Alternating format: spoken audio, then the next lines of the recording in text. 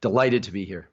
Dude, as I was saying before we started rolling, man, the brain neuroscience is my area of absolute fascination. This was the thing that ended up taking me from sliding towards depression, feeling lost, feeling frustrated, not knowing how to make anything of my life. This is in the late 90s, so people were debating whether neuroplasticity was real. Carol Dweck had not written her seminal book on growth mindset yet.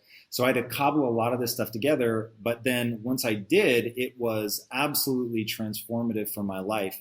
I'm super interested in something you said, which is ultimately our thoughts are a choice.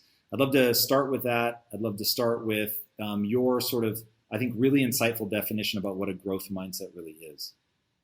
Yeah, well, first of all, Carol's a wonderful colleague and friend. And so we've been doing a bit of work on the neuroscience of growth mindset, among other states of mind. So, the study of neuroscience is really about what the nervous system does. And amazingly enough, the nervous system is responsible for everything that happens to us from the time that we're born until the time we die. But that really boils down to only 5 things. The nervous system has the responsibility of sensation, so sensing the physical events in the environment. We have these so-called receptors in the eyes and the ears and the nose and the mouth on the skin that take physical entities in the universe that are real fixed non-negotiable things like sound waves and photons of light and chemicals in the environment traveling that make it into our nose and things like that, and convert those into the second thing, which is perceptions.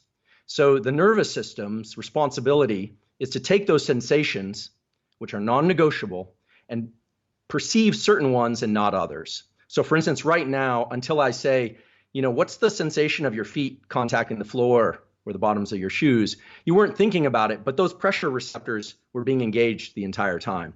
So your perception is like a window or a spotlight that's very much linked to attention.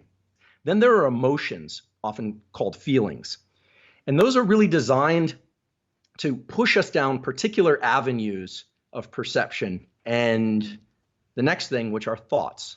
Okay, so we've got sensation, perception, feelings, and then there are thoughts, which really have a lot to do with what we're perceiving and the way we're organizing those perceptions, what they mean. And generally that's put into the context of what we already know or memories.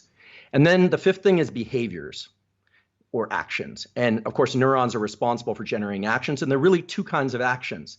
There are the actions that you generate reflexively, like your breathing and your heart rate right now are largely reflexive. Or you could decide control of your respiration and make it voluntary, right? And not just reflexive.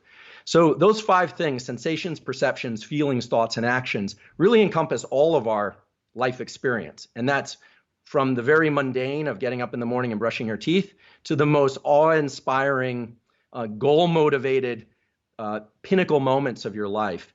The nervous system, not the immune system, not the digestive system, all of which are important, but the nervous system, meaning the brain, spinal cord, and the connections with the body and the connections from the body back to the brain and spinal cord are responsible for all of that. And as just a final point, the nervous system is also responsible for telling the immune system, something that's very relevant right now in this COVID pandemic, when to be active. We don't often think about the immune system as governed by anything, but it's actually governed by the nervous system.